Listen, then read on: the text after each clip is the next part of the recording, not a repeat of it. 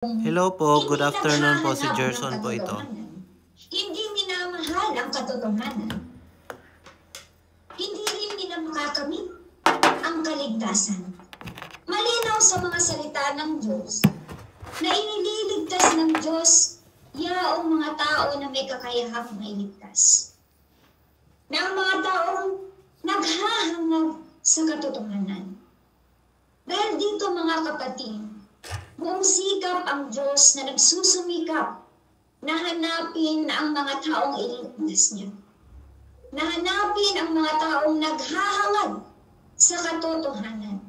Kaya sinabi ko sa himno, bakit dapat hangarin ng tao ang katotohanan? Dahil yung paghahangad ng katotohanan, ito lamang po ang paraan. Kaya nga dito mga kapatid, tayo na nakatanggap na sa gawain ng makapangyarihang Diyos, alam natin na ito ang tanging paraan. Ang paghahangad sa katotohanan. Kaya kung tayo po ay magbabahagi ng Ebanghelyo sa mga taong hindi naman nagmamahal sa katotohanan, kung gayon mga kapatid ay masasayang ang ating panahon na magbahagi ng Ebanghelyo. Kaya naman para sa atin ngayon po na nakatanggap na po mga kapatid, napakalinaw na prinsipyo na ang mga taong may pagmamahal sa katotohanan lamang ang ating hinahanap. Dahil yun ang hinahanap po ng Diyos. Ano po mga kapatid? Kaya dito makikita din po natin mga kapatid na bilang tayo na nagpapalaganap ng Ebanghelyo, kailangan nating alamin kung saan sasabik ang Diyos. Nasasabik ang Diyos sa mga taong naghihintay sa Kanya, sa mga taong hangad na hangad ang pagbabalik po ng Diyos. Dahil malinaw sa salita ng Diyos na kung ang isang tao, ang konsensya nila ay manhid, ang kanilang puso ay mapurol, at hindi tumatanggap, hindi naghahanap ng katotohanan, at hindi gusto ang pakikinig sa katotohanan.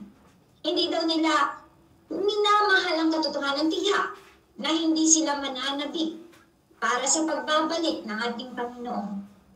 At sa kanilang puso, hindi po daw talaga nila hahanapin ang pagbabalik ng Diyos, mga kapatid. Kaya nga dito mga kapatid, napakalinaw na talagang makikita po natin na ang tanging paraan para mailigtas ang tao ay nasa katotohanan. Kaya napakahalaga ng isang tao ay may paghahanap sa katotohanan. Binanggit din sa mga salita ng Diyos na kailangan nating tignan ang kanilang mga reaksyon sa mga salita ng Diyos. O ang kanila bang reaksyon pagdating sa Panginoon, sa usapang salita ng Diyos, ay mayroong paghahanap.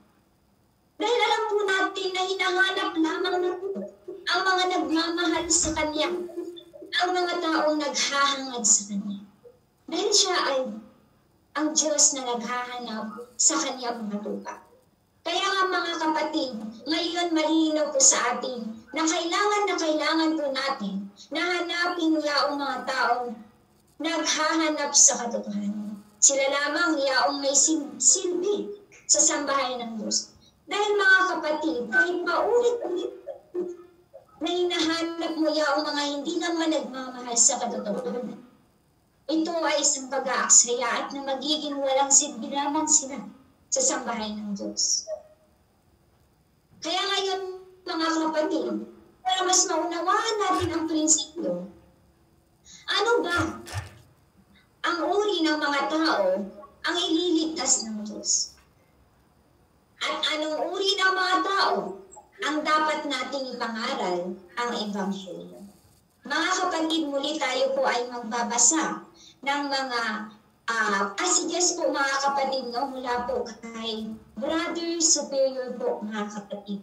Ayan, at ito po ay babasahin ni Sister Leia po mga kapatid. Hello po Sister Leia. Hello po. Okay. Hello po Sister. Okay po. Ayan, makinig po tayong mabuti po mga kapatid. Mula po kay Brother Superior, paulit-ulit na sinasabi ng Diyos na ang pagpapalaganap ng Ebanghelyo ng kaharian sa mga huling araw ay isang gawain ng pagliligtas at na hindi ka dapat mangaral sa mga may mahinang kalibre at sa mga hindi maliligtas. Higit pa rito, para sa mga hindi tumatanggap ng katotohanan na walang espiritual na pangunawa at may mahinang kalibre, hindi nauunawaan ang anumang katotohanan. Huwag hayaan ang gayong mga tao na gumanap ng anumang tungkulin. Hindi ba tinalakay ko na kung kanino mangangaral ng Ebanghelyo? Naiintindihan mo ba ang kahulugan ng 5 maaaring pangaralan at 8 hindi kailanman papangaralan? Bakit dapat nating sundin ang mga prinsipyo ng 5 maaaring pangaralan at 8 hindi kailanman pangaralan? Ang ibig sabihin ng 5 maaaring pangaralan ay pangangaral sa mga maaaring tumanggap ng katotohanan, nagtataglay ng partikular na antas ng kalibre, may pagkatao, konsensya, at katwiran, at mga normal na tiwaling tao na mayroon pa rin konsensya at kapinuan, kayang tumanggap ng katotohanan at maaaring may ligtas. Maaari tayong mangaral sa gayong mga tao. Sa kabilang banda, ang ibig sabihin ng 8 hindi kailanman papangaralan ay hindi pangangaral sa mga hindi makakamit ang katotohanan, na napupuot at nasusuklam sa katotohanan at lumalaban dito, o mga taong may mahinang kalibre at wala sa kanilang pag-iisip. Hindi matanggap o maunawaan ng katotohanan. Hindi tayo nangangaral sa mga taong ito.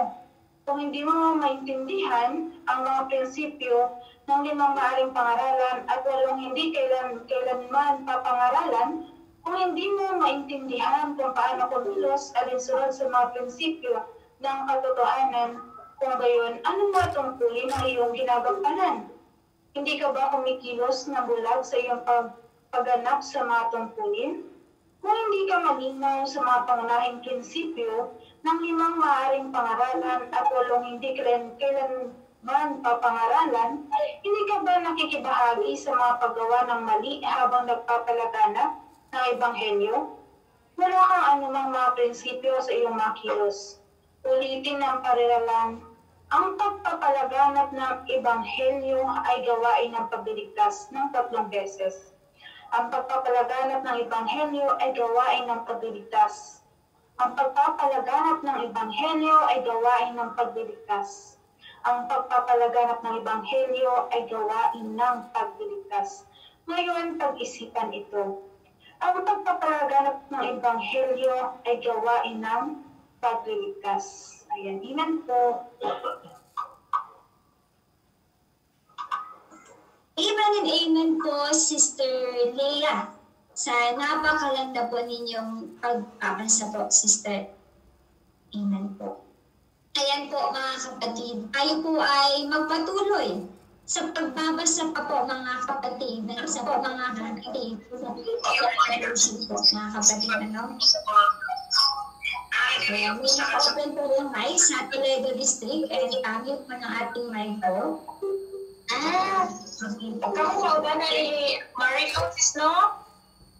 Hello po, Toledo District and Sister and Brother. Mute po ng mic po. Amen po. Okay po mga kapatid. Ayan, so magpatuloy po tayo sa pagbabasa. So Sister Zel, pwede mo na po itong basahin po, Sister. Isa pa, tululang nakabuti ko. Ayan. Kita mahiligas. Ayan, hello po sa Toledo District. Ayan, naririnig po yung sekreto po nyo dyan. Okay po. Ayan, sino po yung nagkakonekta po ng Toledo District? Ayan, naka-open po ang ating mic. Okay po. Para mas malakas pa yata yung bonus. Okay po, ayan. So sige po, mga kapatid, focus na lang po tayo dito sa boses ko po. Okay po. So, ayan. Dito sa babasahin ko po para mga kapatid, okay po. Huwag kailanman mangaral sa mga sumusunod na uri ng mga tao. Una, huwag mangaral sa mga sawana sa katotohanan. Pangalawa, mangaral sa mga walang katotohanan at walang kakayahang umunawa. Ikatlo, huwag mangaral doon sa mga patay na tao. Yang mga manhid at mapurol at walang reaksyon. Yan po. Clear po ba yung or mas malakas yung boses ng isang sublight? Okay po. Yung kayang tanggapin ang katotohanan. May interes sila sa mga tao. May interes sila sa mga tao. Ang mga salita ay naglalaban ng katotohanan, buhay at liwanag. At ang kanilang mga mata ay nagiging paliwanag. Special na mangaral sa gayong mga tao. Mangaral sa mga may kakayahang umunawa, na may mahusay na kakayahan, na nagbibigay pansin sa pagsasabuhay ng katotohanan sa paniniwala sa Diyos, na maaaring talikuran kung kinakailangan, na maaaring gumanap ng tungkulin kung kinakailangan, at may malaking pananampalataya at kaya magdusa. Mahusay na makihalubilo sa mga taong tulad nito mula sa pagbabahagi ni Valley Superior sa Overseas Regions noong 2023, September 17. Amen po. Amen. Maraming salamat po, Sister Zen, sa inyo pong napakalimutan po na pagbabasa. Ayan, so Sister Ben, maybe pwede mo sigurong i-remove po kapag hindi po na-mute yung mic. Ma-remove ata ng admin sis. Okay po mga kapatid, no? Huwag po natin kalimutan po mga kapatid na i-mute po yung mic po natin mga kapatid po. Kaya dahil tayo po ay buong Pilipinas mga kapatid. Okay po mga kapatid. So yes po mga kapatid, ano po. So tayo po mga kapatid ay magmilay-milay. Opo mga kapatid, ano? So malinaw na po ba ang boses mga kapatid? So dito po sa ating mga binasa, mga kapatid, na napakahalaga po pala na bilang isang nakakasunod na ngayon sa makapangyarihang Diyos, ay alam po natin ang prinsipyo din ng pagpapalaganap po ng Ebanghelyo. Bigyan ko kayo ng halimbawa mga kapatid. Katulad na lamang, brothers and sisters, nang kapag tayo po ay nasa isang paaralan, mga kapatid. Sa isang paaralan, mayroong mga rules, mayroong mga panuntunan, na ito ang mga hindi dapat gawin, ito ang dapat gawin, at iyan ang mga hindi dapat at dapat. Ito ang nakakasama at ito ang nakakabuti. Mga kapatid. Oo, mga kapatid, ano po. Napakalinaw na mayroong mga panuntunan. Dito sa sambahayan ng Diyos, mga kapatid, hindi naman po ito isang rule, kundi ito po ay isang mga prinsipyo din na dapat natin pasukin. Ano nga po ba ang mga tao na dapat po nating pangaralan? Una-una kanina, narinig po natin na ang mga taong tumatanggap ng katotohanan. Yung mga hindi tumatanggap ng katotohanan ay hindi po dapat natin bahaginan. Ganon din mga kapatid, sa mga taong walang espiritual na pag-unawa ay hindi dapat natin bahaginan. Dahil sila po ay hindi nakakaunawa sa katotohanan at palaging kumakapit sa kanilang mga sariling pag-unawa, na hindi tinatanggap ang mga salita ng Diyos. Gayon din na hindi nila nauunawaan gaano ang ikulitin sa ulitin. Ganon din mga kapatid sa mga taong wait lang po. Okay na po. Ganon din sa mga taong parang mayroong boses. Mayroong mahinang kalibre na makaunawa sa katotohanan. Dahil alam po natin na tanging sa pagbabalik ng makapangyarihang Diyos, pagpapahayag ng katotohanan ang kanyang pagliligtas sa tao.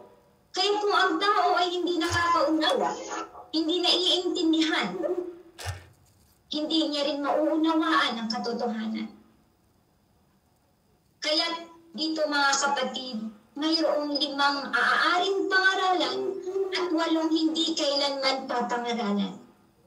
Sinabi po dito sa Brothers Fellowship mga kapatid, na ito ay dapat po nating aralin at alamin. Kung ano nga po ba yung mga taong ibig sabihin ay 5 maaaring pangaralan at hindi dapat pangaralan.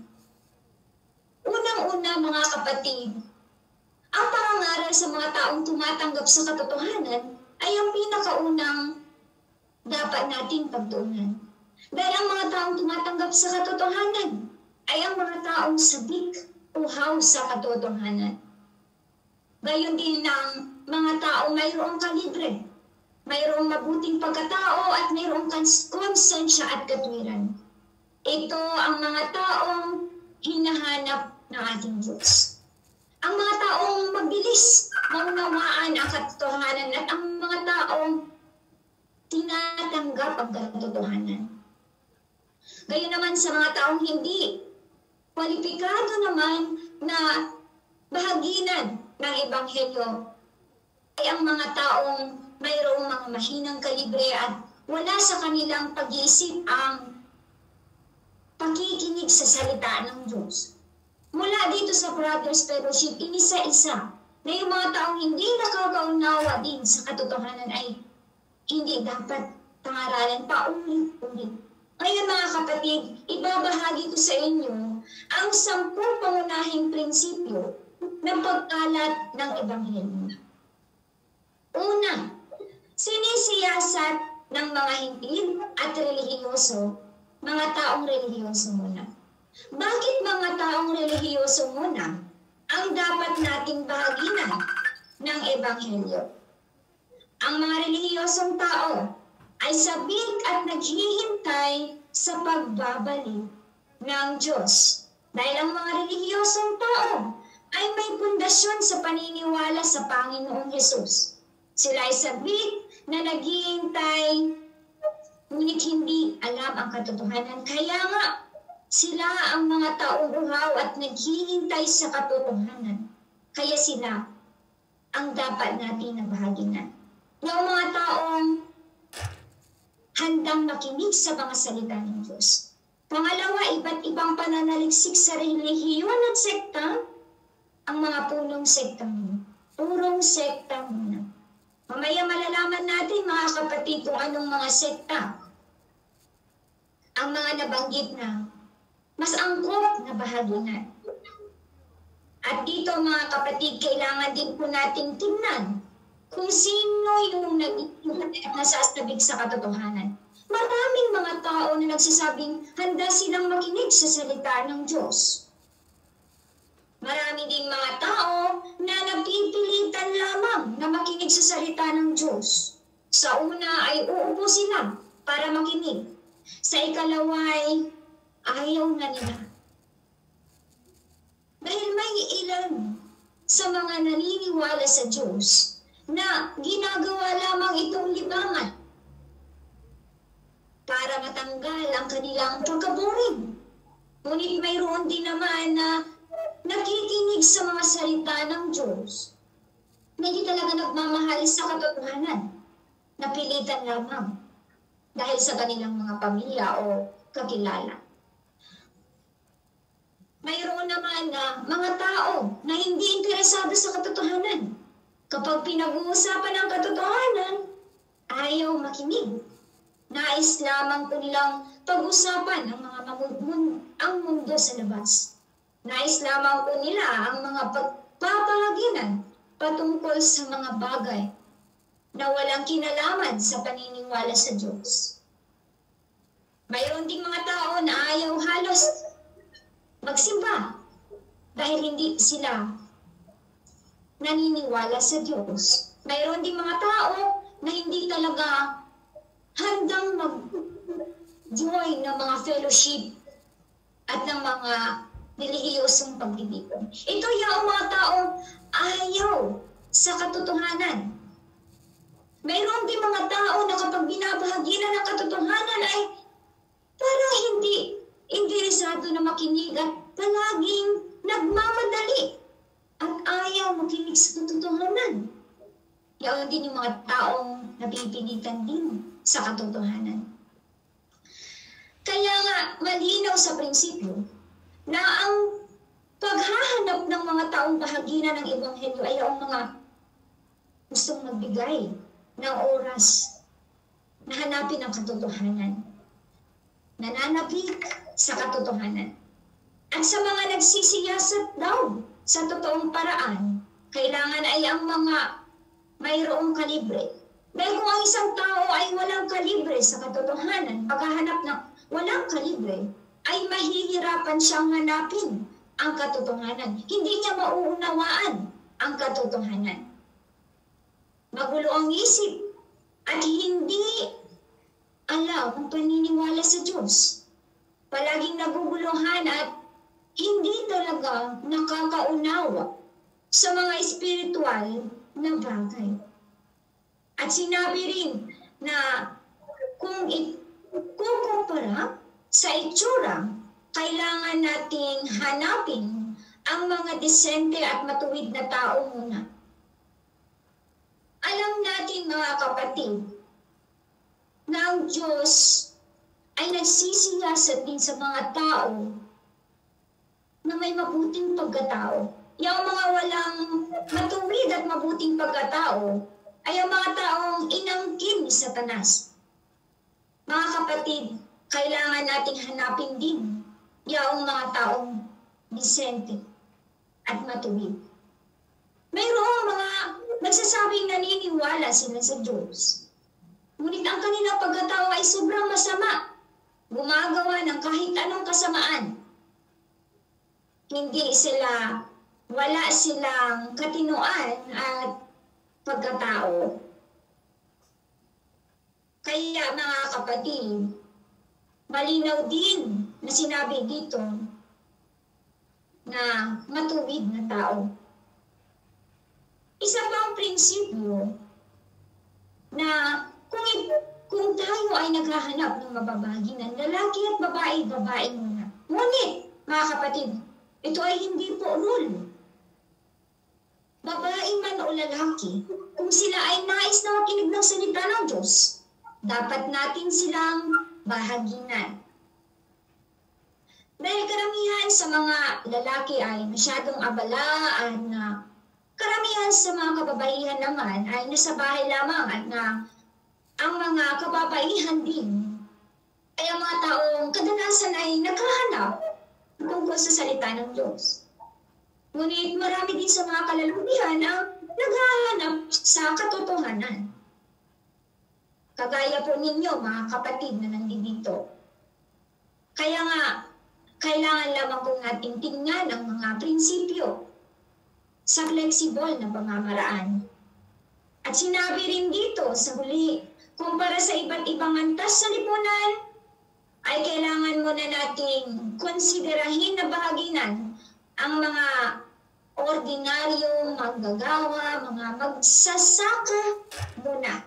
Kumpara sa mga opisyal, intelektual, manggagawa, ordinaryong manggagawang una ay ang magsasaka muna.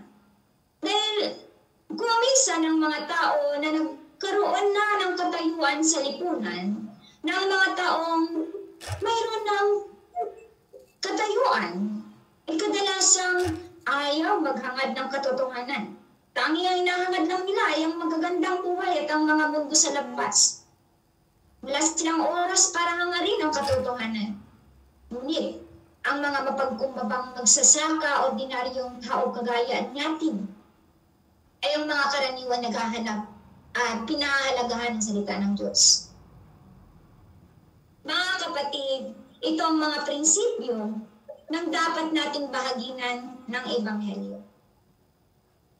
Gayon din ang magagandang denominasyon na nabanggit. Ang magagandang denominasyon ay ang mga Katoliko, Simbahan ng Philadelphia, Presbyterian, Born Again, Baptist, Methodist, Anabaptist, at Simbahan ng England, Alyansang Kristiyano at Misyonaryo. Ito ang mga dapat mabahagingan. Bakit tinawag itong magagandang denominasyon? Dahil karaniwan sa mga halimbawa na lamang ang mga Kristyan, sila ay mayroon ng pundasyon sa paniniwala sa Panginoon. Karamihan sa mga Katoliko, born again, ay mga taong deboto sa paniniwala sa Diyos at naniniwala sa ngalan ng Panginoong Hesus. Kumpara sa mga denominasyon na hindi natin pinangangaralan, kagaya ng Muslim, Mormon, INC, mga Saksi ni Jehovah, El Shaddai, Charismatic Catholic Group. Ito ang ilang mga denominasyon na minsan ay talagang mahigpit sa kanilang paniniwala. Kagaya na lamang ng mga Muslim, ang kanilang sinasamba ay si Allah, hindi ang Panginoong Hesus. At ang Iglesia naman ni Kristo ay hindi rin kinikilala ang Panginoong Hesus bilang Diyos. Ganon din sa mga Mormons, na kuminsan sila po ay mayroon po talaga silang sariling doktrina. Ngunit mga kapatid, itong mga denominasyon man na ito ay hindi dapat pangaralan. Mayroon din tayong mga brothers and sisters na nakatanggap sa gawain ng makapangyarihang Diyos kagaya ng Mormon. Naibahagi ng sister na ito, bagaman siya po ay galing po sa denominasyon na ito, naghahanap pa rin siya ng katotohanan. Kaya kung may lumapit pa din na galing sa Mormon at handa siyang makinig sa iyo, maaari mo siyang pangaralan. Siya ay nasasabik at naghahangat. Ngunit, ang mga denominasyon na ito, na karaniwan na ayaw tumanggap sa ating imbitasyon at ayaw makinig sa katotohanan, ay hindi na dapat bahaginan. Kung voluntaryo ay ayos naman. Mga denominasyon na may maling pagkaunawa tungkol sa salita ng Diyos, gaya ng sinabi kanina, mga Saksi ni Jehovah, Seventh-day Adventists, ang simbahan ni Jesucristo ng banal sa mga huling araw.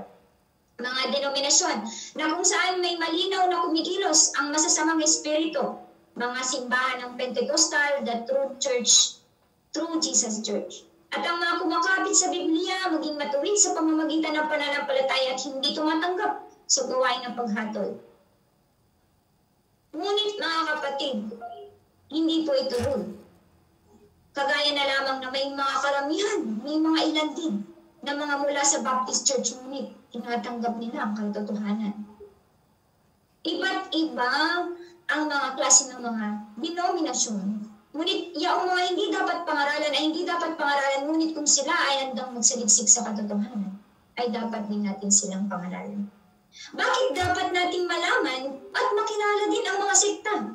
Mga kapatid, huwag po natin isipin na ito po ay isang laban sa kanila o diskriminasyon. Hindi ito nangangahulugan na sila po ay wala ng mga prospect. Gaya ng sinabi ko, mga kapatid, binibigyan lamang po natin ng prioridad na mangaral sa mga tao ng sekta, ng Orthodox na mga nabanggit kanina dahil sila yung mga mabubuting tupa. Sila yung may mas mababang puro-puro at na mas madali nilang tinatanggap ang katotohanan. Mas madali nating mapapahagingan ng ebanghelyo at mas malawak nating maipapangaral. Hindi ito mabagal. Kaysa kung tayo may magpapahagi muna sa mga hindi dapat pangaralan na simbahan, ito ay napakabagal, mga kapatid. Ngunit kung tayo may oras para mabahaginan sila at sila handang tanggapin ang katotohanan, ay may ibabahagi natin katotohanan. Ngunit sa ngayon, ay hinahanap muna natin ang mabubuting tupa upang mabilis natin may pangaral ang ebanghelyo, lalo na sa panahon ngayon. Gaya ng nasabi ng sister kanina, ang mga sakuna ay palala ng palala. Mga kapatid, kaya dito malinaw na napakarami din po prinsipyo na dapat natin pasukin bilang mananampalataya ng makapangyarihang Diyos. Mga kapatid, malinaw lamang po ba sa atin ang mga naibahaging prinsipyo patungkol sa kung anong uri ng mga tao ang ililigtas ng Diyos at anong uri ng mga tao ang dapat nating pangaralan ng Ebanghelyo? Mga kapatid, tayo po ba ay malinaw? Maaari po tayong mag-type sa ating mga group At para sa ating mga IDMG at TDMG, maaari din po nating screenshot mula sa iba't ibang sulok ng Pilipinas kung ang ating mga kapatid ay nakakasunod lamang sa mga prinsipyo na ating pinagbabahaginan. Amen po mga kapatid. Maraming salamat sa Diyos. Kaya ngayon mga kapatid, upang masagot ang ating katanungan ng mas malinaw, ano nga po ba, sister, ang kalooban ng Diyos? Mari mo bang ipaliwanag? Bakit iniligtas lamang ng Diyos ang mga tao na may mabuting pagkatao? Kaya ang mga taong naghahanap sa katotohanan.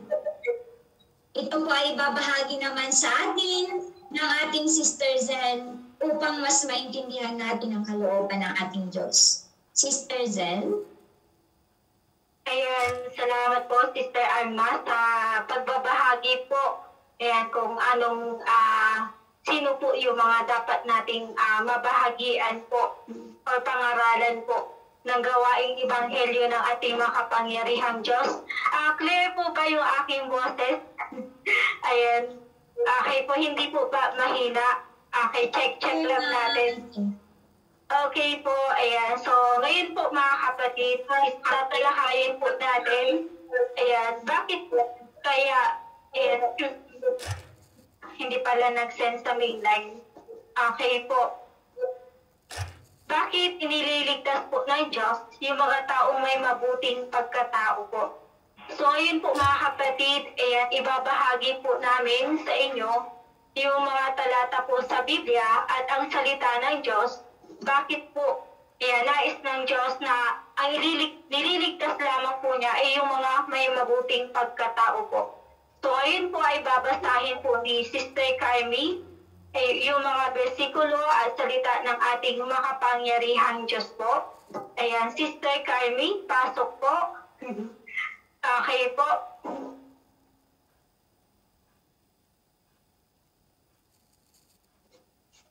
Hello po.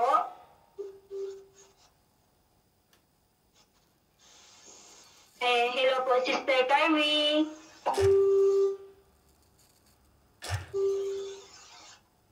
Nandito ka po sa Gypsy po, Punso. Hello po. Walang boses. Sa Gypsy? Nakajoin ka po sa Gypsy?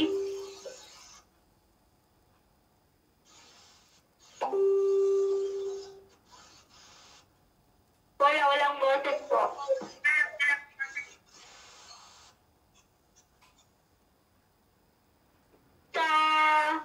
Try mo sa ano po, dun sa isang group. Walang sound.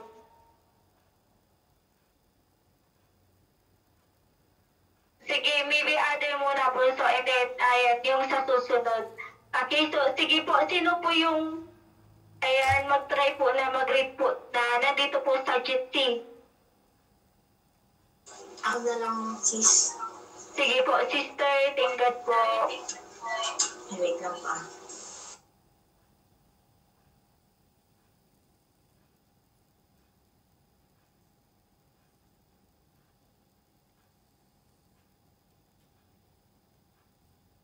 Hello, sister.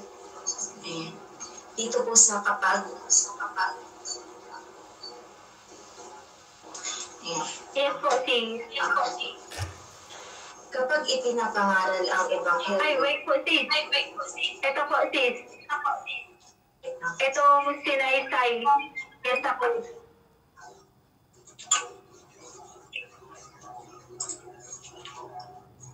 Doon sa versikulo po, sis. Okay po. Ayan, nakita ko na sis. Sinaysay niya sa kanila ang ibang talinghaga na sinasabi, ang kaharian ng langit ay tulad sa isang taong naghasik ng mabuting binhi sa kanyang bukid. Datapwat samantalang nakatutulog ang mga tao, ay dumating ang kanyang kaaway at naghasik naman ng mga pangsirang damo sa pagitan ng trigo at umalis. Mula ito sa Mateo chapter 13 verse 24 to 25. Pabayaan ninyong magsitubo kapwa hanggang sa panahon ng pag-aani, at sa panahon ng pag-aani ay sasabihin ko sa mga mag-aani, tipunin muna ninyo ang mga pangsirang damo at inyong pagbibikisin upang sunugin at tatapot tipunin ninyo ang trigo sa aking bangan. Mula ito sa Mateo chapter 13 verse 20. Kung paano ang pagtitipon sa mga pangsirang damo at pagsunog sa apoy, gayon din ang mangyayari sa katapusan ng sanlibutan.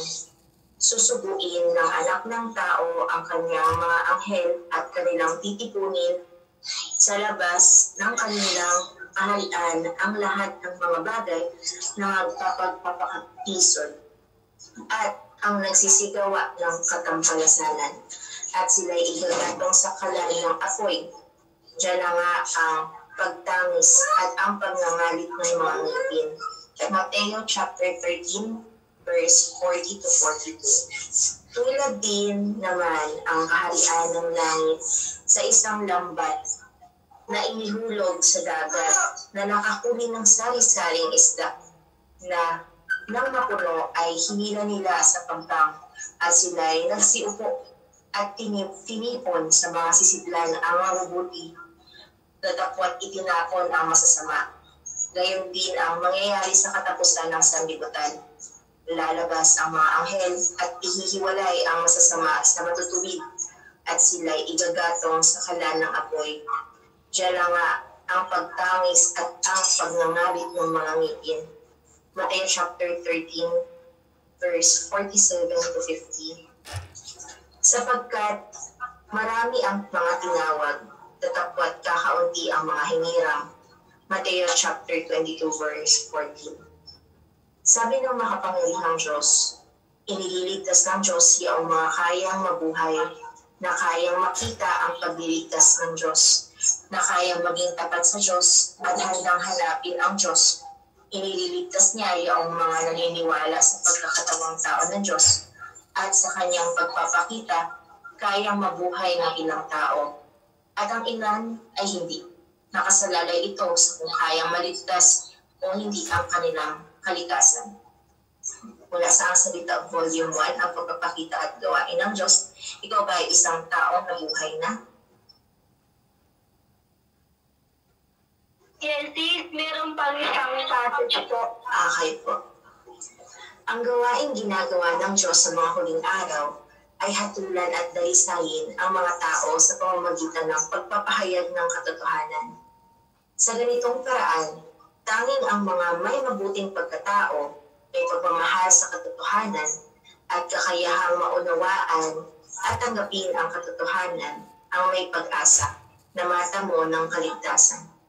Sa pagpapalaganap ng Ebanghelyo, talagang nakita natin na sa mga tiwaling tao, ang mga may mabuting pagkatao, may pagmamahal sa katotohanan, at potensyal na magtamo ng kaligtasan ay napakakaunti. Ang karamihan ay hindi nakakatugon sa pamantayan sa pagpapalaganap ng Ebanghelyo. Kaya naman, sa proseso ng pagpapalaganap ng Ebanghelyo, kailangan muna natin piliin ang mga makakatugon sa pamantayan. Kung ipapangaral natin ang Ebanghelyo at magpapatotoo sa mabubuting tao na tapat na naniniwala sa Diyos at naghahanap ng katotohanan, ito ang masasabing nakikipagtulungan sa gawaing pagliligtas ng Diyos at naaayon sa kalooban ng Diyos.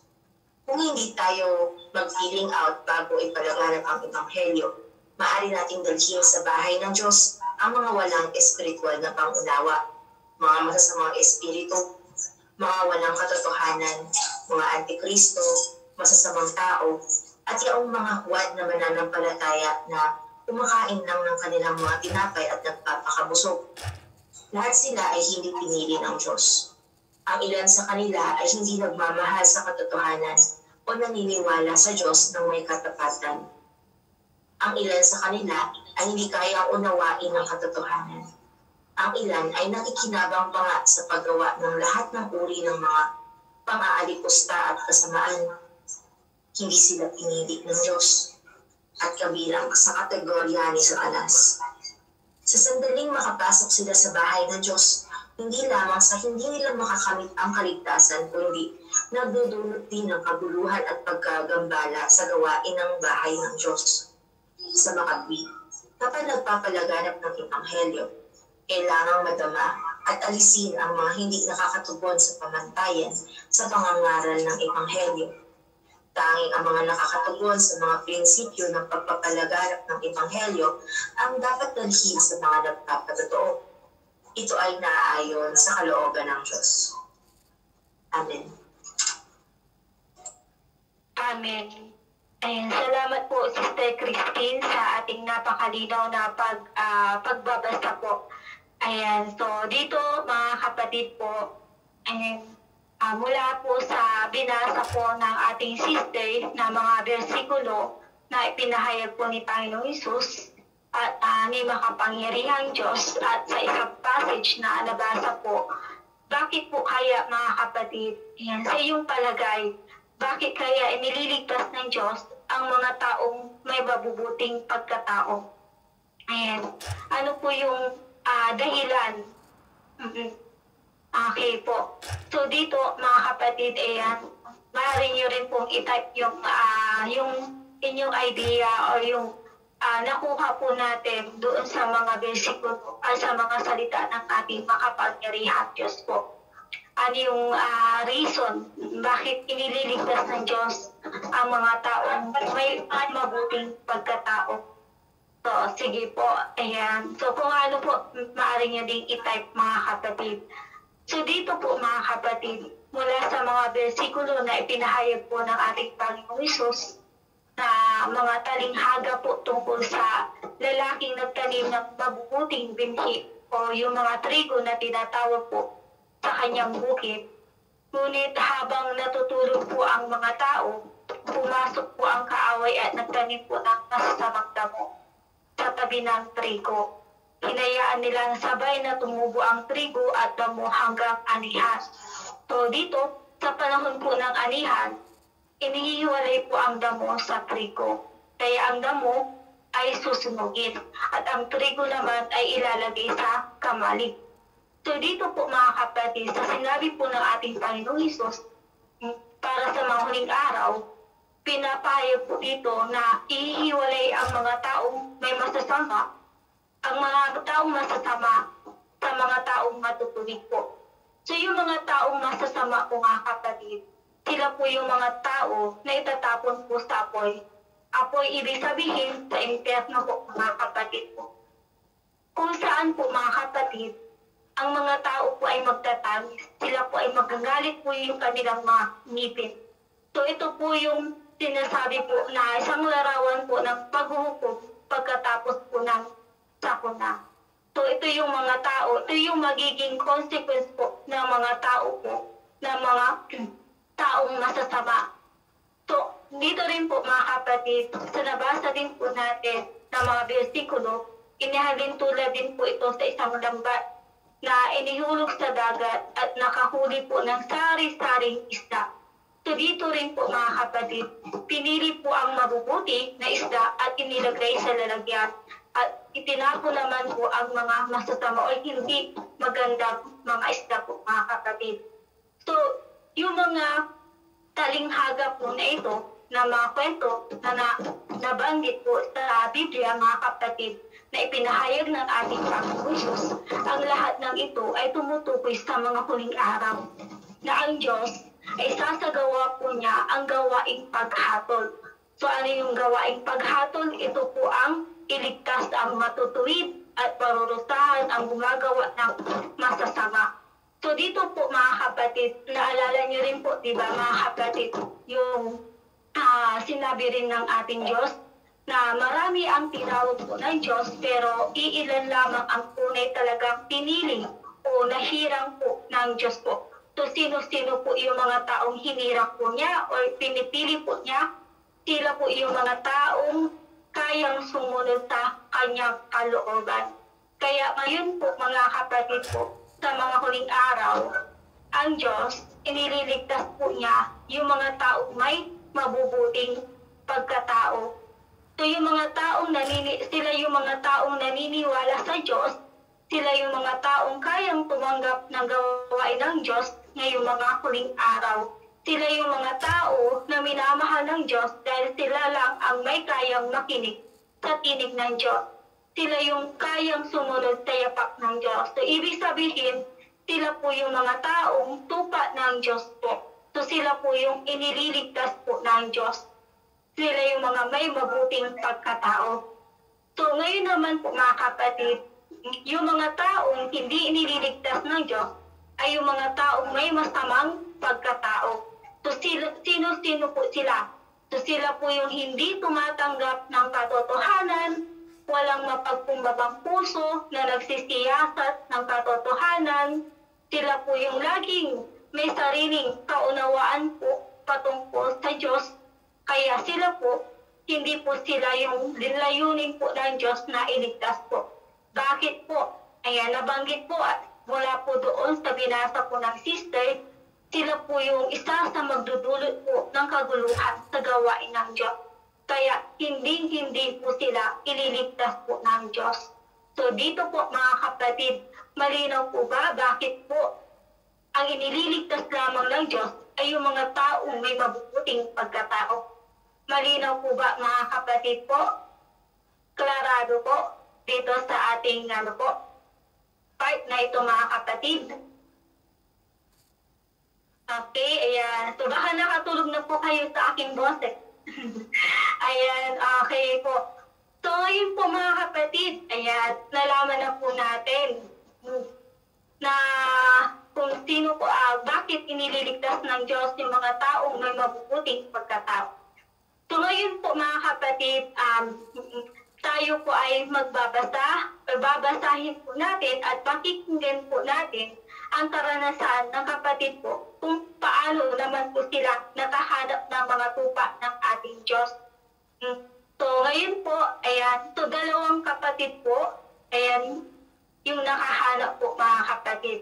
Pero yung isa, ayan, magbabahagi po siya ng kanyang experience na kung paano po niya ipinalaganap po yung gospel work po sa mga relihiyosong pamilya po mga kapatid. Kung paano, yung kanilang karanasan mga kapatid po. So dito po, ayan, tatawagin ko po si Sister Alma. Balik ka po ulit dito. Ayan, okay po. Okay, ayan. Siya po yung may experience po para mapakinggan po natin ang kanilang experience, mga kapatid. Okay po, pasok, sister. Ayun, Maya. Biglang bumalik yung totoong boses ko. Narinig lang po ako. Yes po, sister. Yes po, bro. Ako rin muna po ito. Ako ulit ito ng tao. Joke lang. Okay po mga kapatid. Sige, basahin ko na lang din po yung naging experience po namin po mga kapatid. No?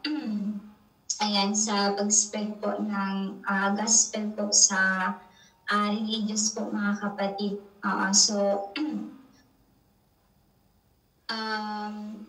Nitong mga nakaraang buwan nang magsimula ulit na magpalaganap ng ebanghelyo, hindi po naging ganoon kaganda yung resulta ko. Nag-fail ako sa chapel na preach namin dahil noong una, marami pong na-testify hanggang sa mahirap na silang i-gather sa loob ng chapel after po ng T1. Nahirapan din po kaming i-gather sila kahit doon sa bahay na nila. Kasi iba-iba na yung mga rason at ayaw na kaming entertain after ata ng topic 3 yun. Na-feel ko na bigo ako muli. Kaya doon medyo nawalan ako ng lakas na magpalaganap ng ebanghelyo. Kalaunan, nagsubok muli kami mula sa fanzine po ng isang sister sa ibang barangay at nag-direct invite na din. Ngunit hindi pa din na-push dahil sa huli, hindi rin sila willing na magpatuloy at walang oras na magbigay ng oras sa fellowship. Kahit na ilang ulit po na yung balik namin, wala kaming natamong resulta. Nalungkot ako dahil wala akong nagiging magandang resulta sa aking pag-spread ng gospel. Ay, may basta wala yung laman. At ikaw ba yung nakapindot? Hindi ka na mabasa. pag-spread ng gospel nitong nakaraan. Pakiramdam ko na wala na ako ng gawain ng banal na spirito. Naisip ko na dati naman nakakapag-preach ako sa mga chapel, meron din naman nagpapatuloy. Kaya doon mas nag-equip ako sa mga training. At nang makakita kami ng mga tila mas naghahangad sa katotohanan, medyo religyoso din. Noong una is mga third or fourth topic lang, pero nabalitaan ko na lang nung sinabi ng isang testifier na nagpatuloy is ayaw na daw po. Kaya nalungkot na naman ako. Naisip ko, ano ba talaga yung problema? Bakit hindi nagpapatuloy yung mga prospect na binabahaginan ko? Naisip ko siguro sa preaching ko ba ito? Naisip ko na marami din talaga akong kakulangan. And kalaunan din is nagkasakit ako kaya kailangan kong umuwi. Ay maya, naisama ko pala ito. Para magpunta po sa hospital habang ako ay nagpapagaling. Sinubukin ko na naman pong i-testify po yung aking mga pinsan sa aming po. Noong una masaya ako dahil sa wakas po is kahit papano nakinig po sila. I think that time is 4 din po sila. Pero noong nag-set na po kami ng schedule is nagsimula na naman po silang magdahilan, kagaya ng busy daw sila sa trabaho, busy sa school, at doon nakaramdam na naman po ako ng panghina. Pero pinaunawa ko po yung kahalagahan ng pagsalubong sa pagbabalik ng Panginoon tsaka yung spiritual battle. Pero sabi nila, itatry daw nila sige online. Pagdating ng second topic, hindi na sila sumasagot ng tawag at doon nakaramdam na naman ako ng lungkot. Pero tinay ko pa din po. Pero wala pa ding respond sa PM at sa group. Then nag-chat si Ate Sandy sa akin. Sabi niya, are they interested? If they are not interested, you don't have to force them to follow up. Pero yeah, that time nagising po ako na sabi niya na mukha daw hindi sila interesado sa paniniwala sa Diyos. So dito na-realize ko po na oo kasi noon na-testify na din po sila sa online na provide ko na sila noon. Pero hanggang topic 1 lang na naman po sila noon po. Dito nakita ko na noon kasi same lang din yung sinasabi, busy daw sila. And dito nakita ko na kulang ako sa pag-discern ng mga babahaginan ko. At minsan lack talaga ako ng pag-discern ba. Then nakita ko na hindi talaga sila interesado sa pakikinig ng salita ng Diyos. Sobra kasing makamundo yung mga pinsan ko, hindi rin sila nagsisimba ng regular at sunod sa uso. At dito ko nakita na yung pagpili po pala ng mga babahaginan ng ebanghelyo po is gagawin natin yung makakaya natin. Pero kailangan din natin hanapin yung mga naghahanap po sa katotohanan para hindi po masayang yung oras natin. Ayan, so mas i-google natin yung panahon natin sa mga taong naghahangad sa katotohanan. Then makaraan po ang 3 linggo, bumalik po ulit ako sa bagong paglilipatan ko na pag-iistihan ko. At muling sumubok na maipalaganap ang ebanghelyo. Na-fellowship po kami na kailangan po ng mga IDMG po na lumabas upang magpalaganap ng ebanghelyo at maging practical na hindi lamang gumagabay sa online kundi lumalabas din para hindi maging doctrines yung pagbabahagi na kailangan din na maranasan. Then that time nabasa ko po yung isang Brothers Fellowship. Sabi po dito, God's work is most practical and effective. We should be also practical and effective in doing things. No matter how nice people say or how accurate the process is, we only look at whether there is still perfunctoriness and we only look at the results. To fulfill one's duty, one must take it seriously. It is useless to say anything, and it is useless to engage in new tricks. It is a vain man's doing. The work arrangements and the principle of implementation from above are often related to achieve the best results. Any practice that has nothing to do with the effect in a practice that God hates, so there is no other standard for performing one's duty. That is, achieving result is the only criterion for fulfilling one's duty. Whether it is leading the church, preaching, or hosting and preaching the gospel, the standard for measuring this task is based on the results. No matter what kind of a person does, as long as he can achieve certain effect, he is a person who is qualified to perform his duty. People who do their duties in a perfunctory manner are ones who are not qualified. Dito sa nabasa ko na Brothers Fellowship, na ang pagpapalaganap ng Ebanghelyo ay napaka-practical. Na kung wala tayong resulta sa paggawa ng ating tungkulin, ibig sabihin nito na hindi tayo epektibo sa pagpapalaganap sa paggawa ng ating tungkulin. Kung wala tayong matamong tao pagkatapos nating magpalaganap ng Ebanghelyo, ibig sabihin na hindi tayo practical. Nagnilay din ako na oo, lagi kong ina-urge ang mga kapatid na lumabas at magpalaganap ng Ebanghelyo. Pero maski ako mismo ay hindi nagagawang makatamo ng mga tao. Kaya nagsimula ulit na ako magplan sa paghahanap muli ng mga chapel or mga punching.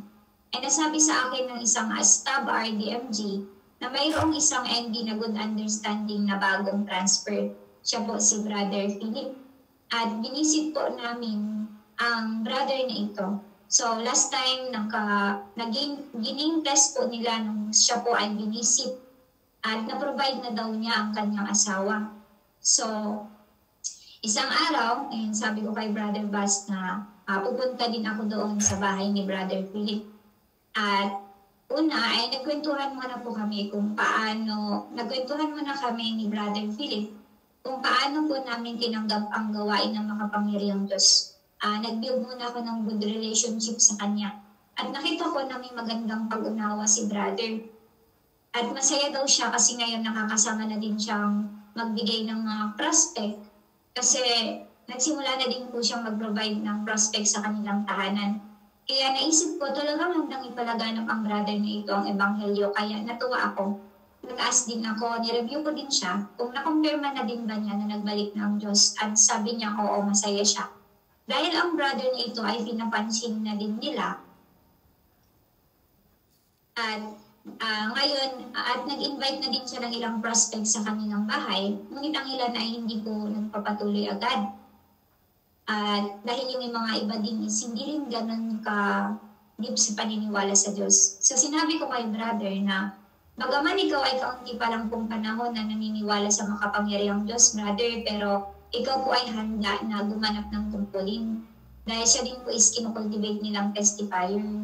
Sinabi ko sa kanya na nais mo din po ba, brother, na masigit pang ipalaganap yung Ebanghelyo?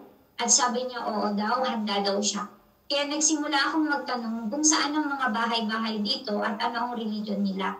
Sabi niya, INC ang karamihan sa kanto nila at tinuro niya yung malalapit na bahay sa kanila na may Catholic, Methodist at iba't ibang religion. Kaya sabi ko, brother, maganda kung i-drawing natin dahil hindi ko ma-imagine. Kaya kumuha siya ng papel at nag-drawing.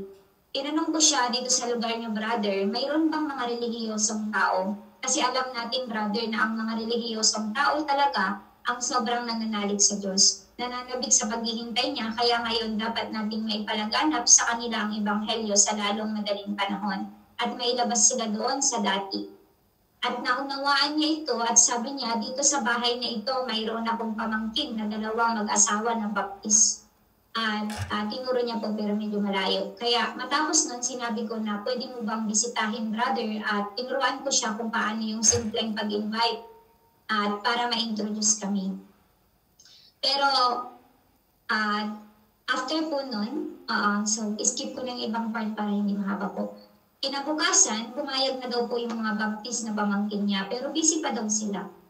Ngunit sumunod na araw, sabi ulit ni brother, baka wala daw sila, may inaasikaso pa daw. Kaya sabi ko, punta pa rin tayo para i-visit.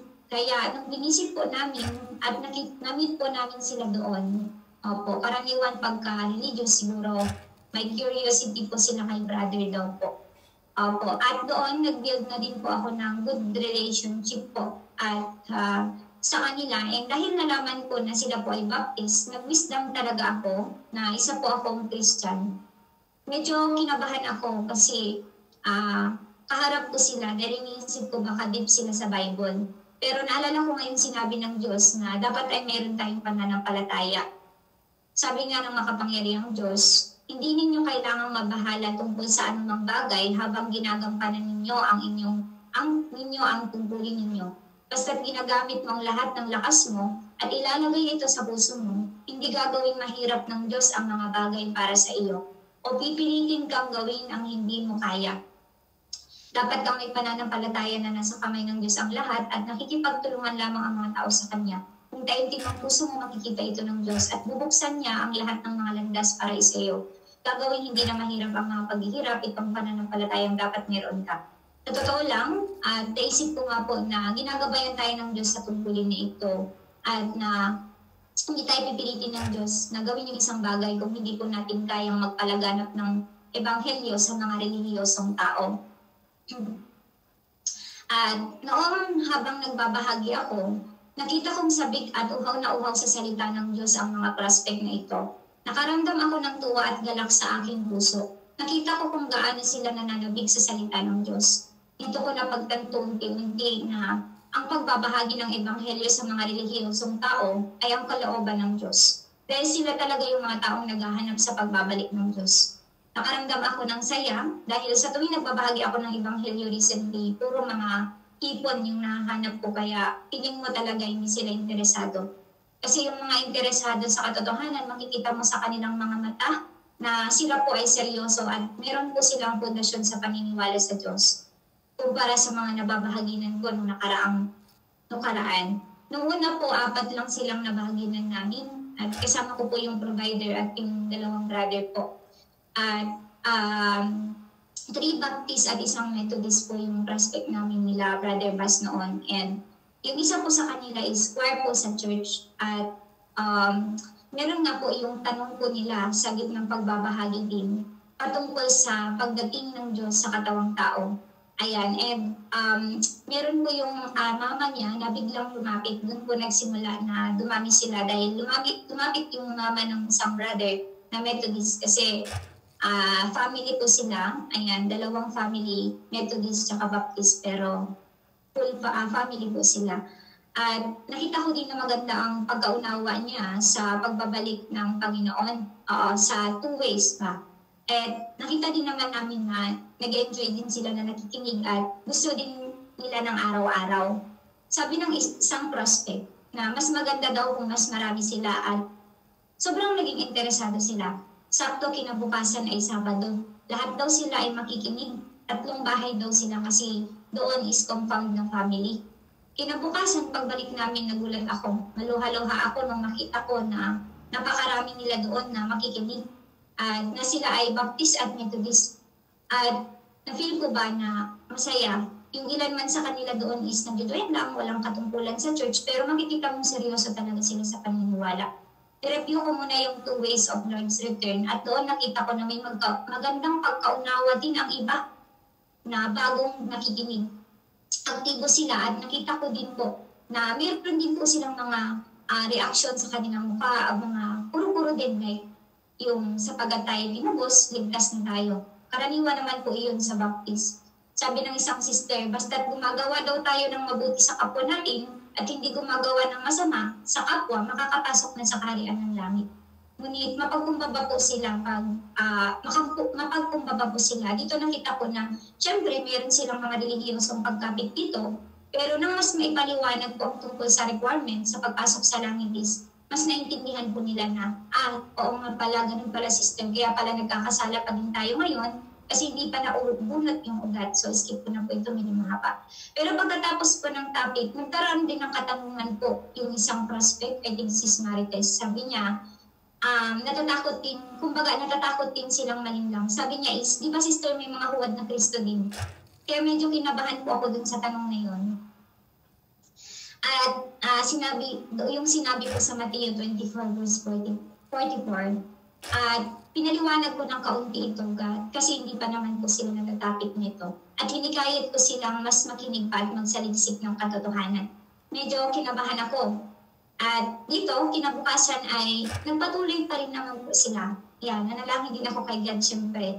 At sumunod na topic, napakaganda ulit ng kanilang pagkaunawa. At sabi nila, nagbabago daw po yung gawain ng Diyos dahil sa pangangailangan ng tao na ito ay pataas ng pataas. At dati akala daw nila ang gawain ni God is tuyugto. na-share din po ni Brother Ronnie na akala niya is natapos na yung gawain po ni God doon. Na-review po siya. So dito pero mapag-umabang naghahanap sila ng katotohanan. So sa pagpapatuloy, nakikita ko sila po ay saya at tanggap nila yung katotohanan. At araw-araw akong nagte-testify po doon kami. At nakakaramdam talaga ako ng sobrang masaya ang aking puso. Hindi ko na nararamdaman and lalo na nung mag-isa ko na lang na pumupunta, nagpapatuloy sa topics kasi may mga batches din naman yung mga brother. Opo. Kaya simula po noon, ayan po, no? I think topic 5 and kailangan pong mag-isa na pumunta doon. And wala na din po yung provider. Busy na din po si brother provider po kasi sila po ay nagbubukid. Sila po ay obrador ng pagbubukid, parang ganun ata. Kaya dito, natakot ako na baka hindi na sila magpatuloy kasi wala akong kasamang provider. Kasi mga religious sila. Pero dito ko din nakita na very important ang pag-build ng good relationship. Na kapag napaamo mo na sila, para bang kapag napaamo mo sila, nakuha natin ang tiwala nila, unti-unti hindi na sila magdududa sa iyo at makikita ang totoong binabahagi natin. Kaya sa tuwing pumupunta ako doon, ay lagi akong nakangiti. At sabi nga ni Sister Heidi na wala daw akong problema. At yun, lagi kami nakikipagkwentuhan, build ng good relationship sa kanilang mga babies. At dito, nagbe-benefit din yung sariling kwento sa buhay.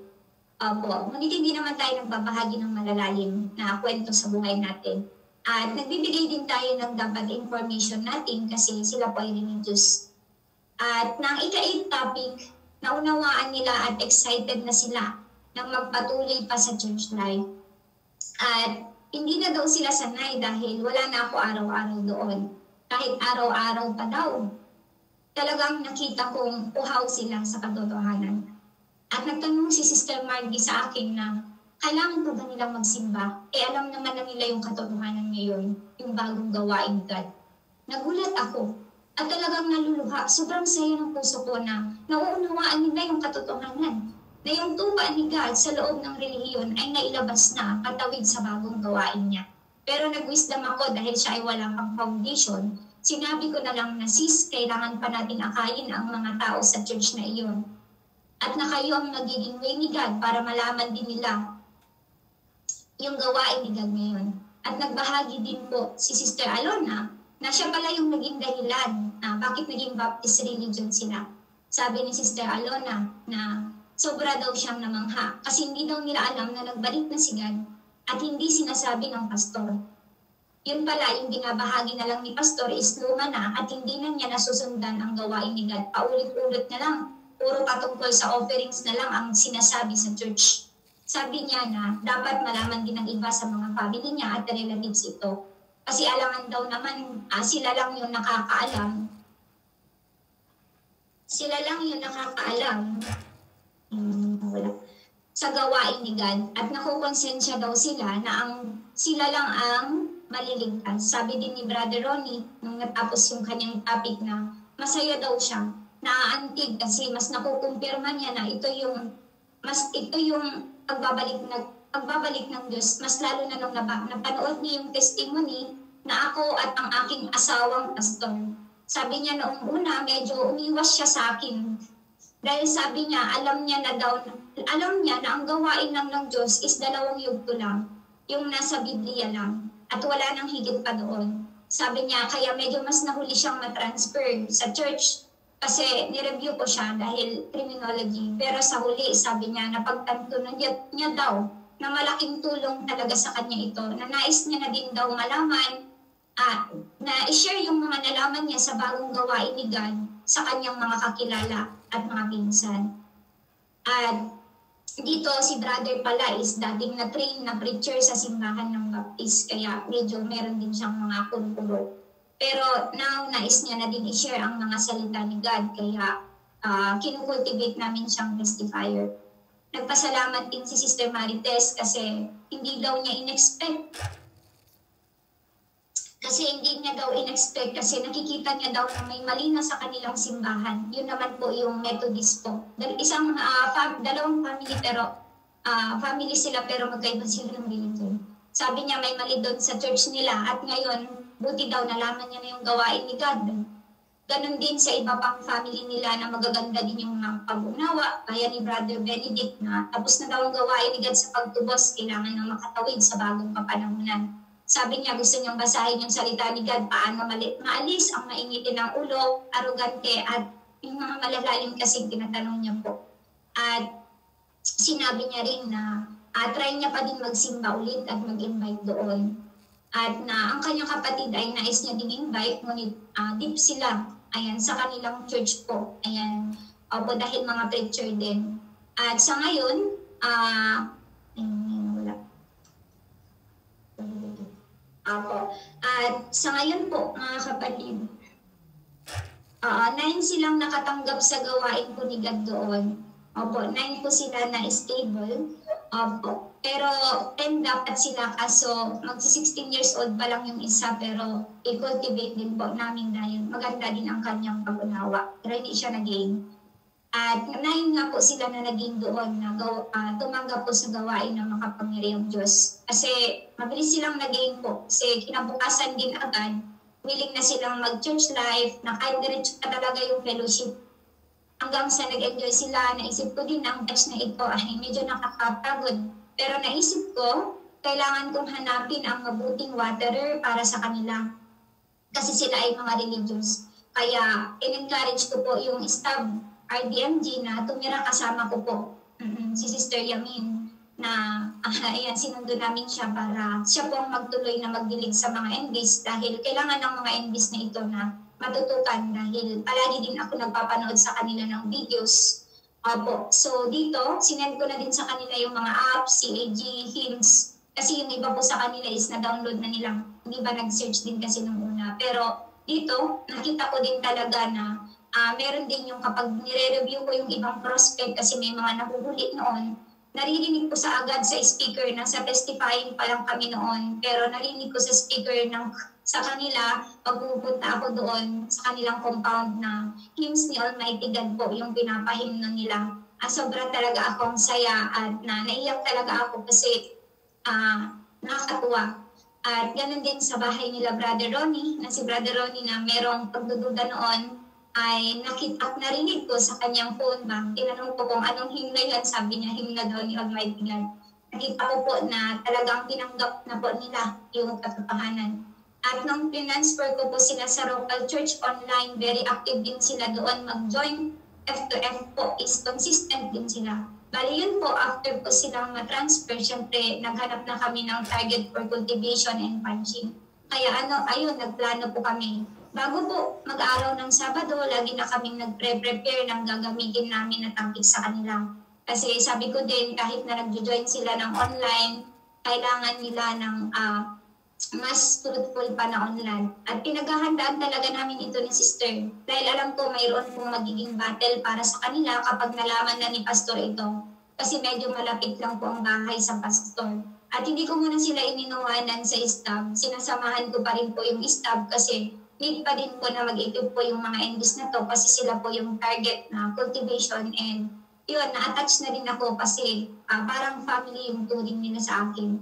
Kaya yung unang church life po namin, ayan, inayon muna namin sa kalagayan nila. Like, isasend ko na lang po yung mga document po na ginagamit namin for fellowship na dapat is kapag nag-face-to-face, hindi lang tayo namimili ng ilang passage, ilang document, and short lang. So, yung face-to-face namin is sumaabot ng 2 hours po kasi nga gustong-gusto nila. Opo, no? So dito, ayan, minsan 3 hours pa ata. So sila naman yung may kagustuhan dito nun. No? So dito, yung first topic namin is yung Saved by Grace. Kasi siyempre, kahit na naipaunawa ito sa testifying, kailangan po nila yun. And sa second topic, inangkop ko din po yung, dahil nais po nilang mapanood yung maraming testimony about persecution, pero medyo nag-ano kami dito kasi hindi pa na-translate pero pinanood namin po. Pero may subtitle naman na Tagalog. Pero yun nga, nakita ko pa din naman na mas naging certain sila sa gawain nila. Pero mas pinaghandaan na naman namin yung second week kasi parang feeling namin kulang pa. So that time is nag-book naman kami. So sa pag-water po ni Sister, natutumbok din nila yung mga sharing nila na si Kristo ng mga huling araw yung nagbalik ng Diyos. at nagbibigay sa atin ng buhay na walang hanggan. At siya lang yung makakapagligtas. Puro ganun po yung sharing nila. And then yung topic din na next po, ano yung kabuluhan ng pagkakatawang tao sa mga huling araw? Document po ito. Ayan. Opo, at yung mga patotoo, video naman. So, minimix po namin kung may document, meron din po dapat siyang video, ganyan po. Depende sa haba. So, 1 hour, 2 hours, ganyan po yung fellowship.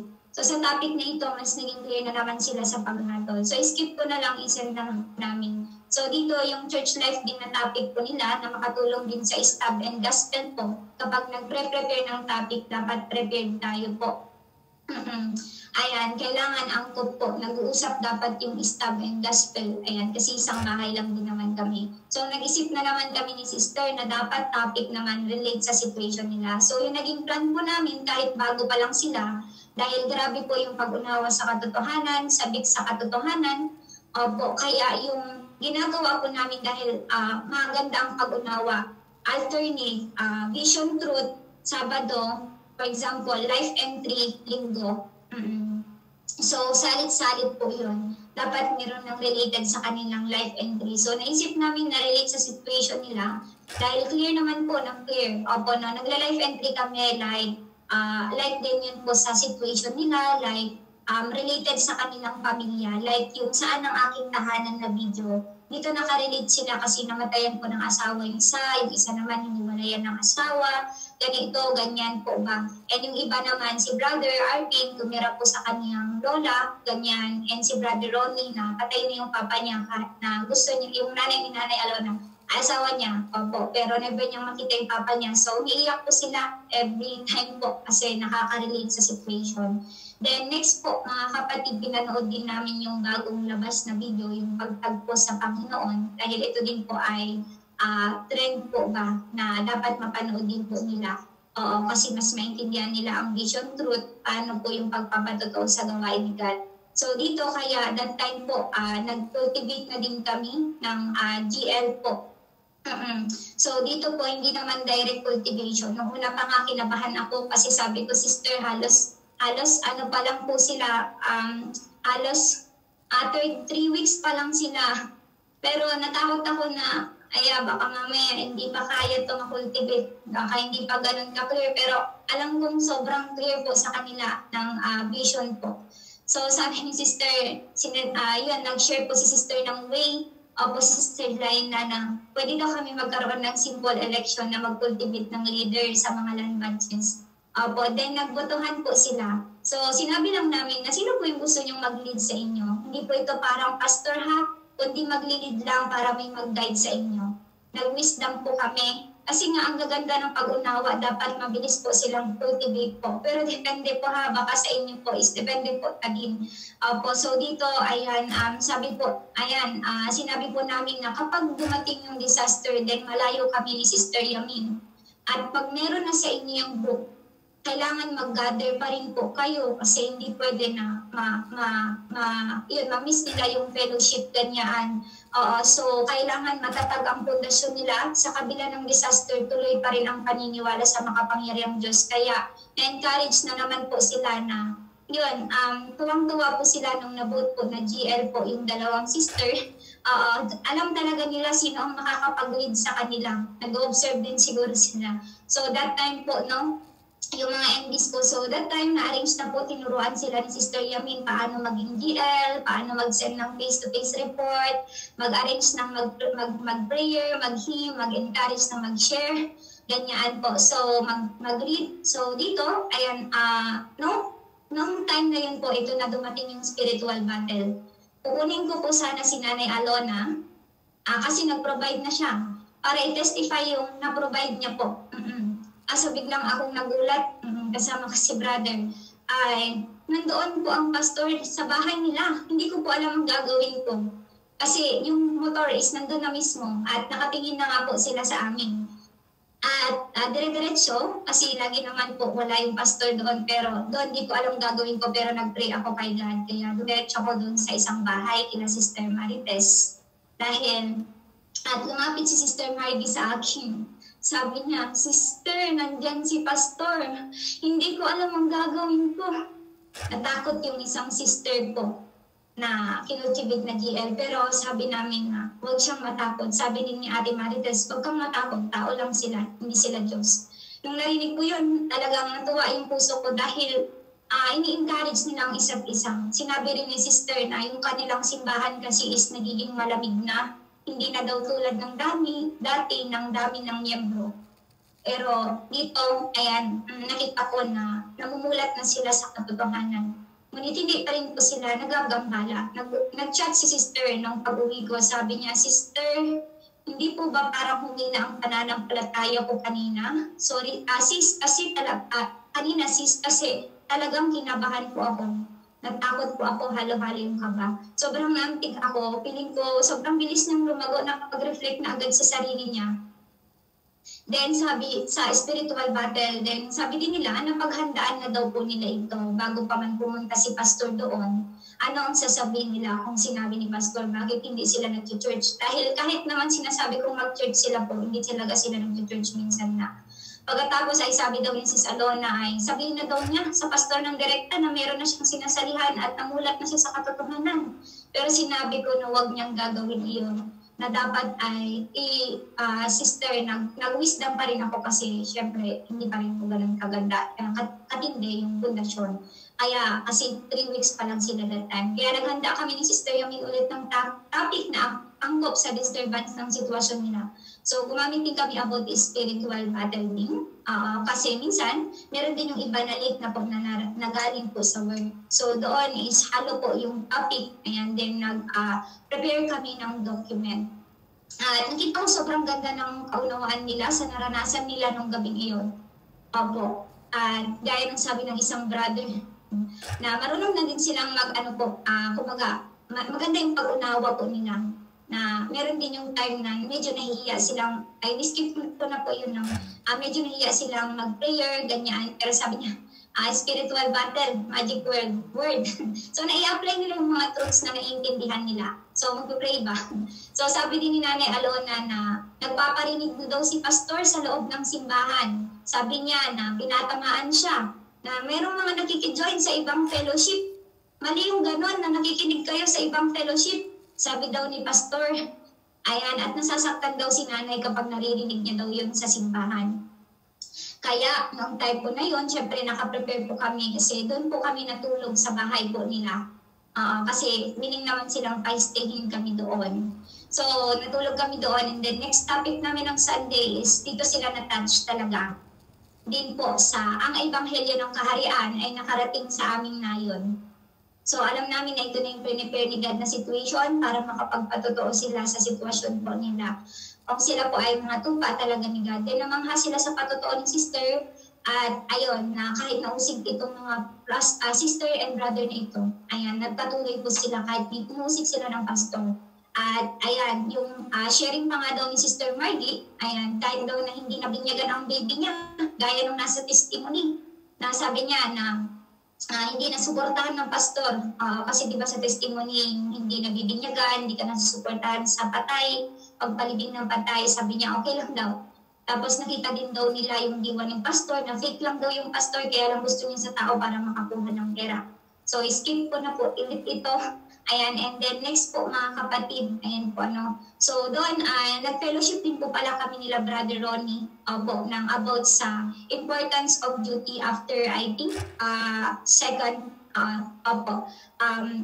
next na po yun, after pa po nun. Kasi nakikita namin, andang-handa na sila po ba, na gawin din yung kanilang mga duty po. Then yun po, after po nun, syempre nakikistay na rin po pala kami doon. Ayan, kasi lagi kami naglalakad, kaya naisip namin makitulog na po doon. Sobrang willing sila kasi ay po sila din. Yun, sa umaga, nakita namin yung habit nila, nagpapatugtog ng speaker na about kay Almighty God yung mga hymns. Ayan, pagising, naririnig mo yung mga hymno, may mga sumasayaw. Ayan, yung sinasayaw nila, yung mga nasa CAG. So talagang nakita ko po na willing na willing sila. So yun po, na nag-invite din po sila. So dito, and yung next na naman na topic, di ko na po ibabahagi po. So dito, ayan, gumamit na naman kami ng, yun po, kasi may na-share si sister na mapangalaw na ang iglesia. So, syempre, it's time na din po para maibahagi ito dahil na-open ng spiritual eyes nila na mapanglaw na daw ang church. Kaya ginamit ko yung opportunity na dapat maipanood na sa kanila itong mga video patungkol sa mapanglaw na iglesia. Kasi hindi naman pwede na ipasok mo lahat ng mga religious notions and videos po sa kanila agad. Kasi kung ipapasok po natin yun, syempre matutorta din sila at hindi ganun kadali po na matanggap. So dito kaya every time, tinatansya, inestimate talaga, depende sa sitwasyon. And syempre, pag-seek din, pag-pray kung ano ba talaga yung dapat na gamitin po. So dito pinanood po namin ito at dito nakita na naman po namin na talagang namulat na po sila sa katotohanan. At wala daw nagbabago sa kanila kahit na matagal na sila sa church nila. Hindi naman daw sila nababago. Pero sabi ni Sister Margie, parang may napansin ako, Sister, unti-unti na din nababago yung mainitin ng ulo ko.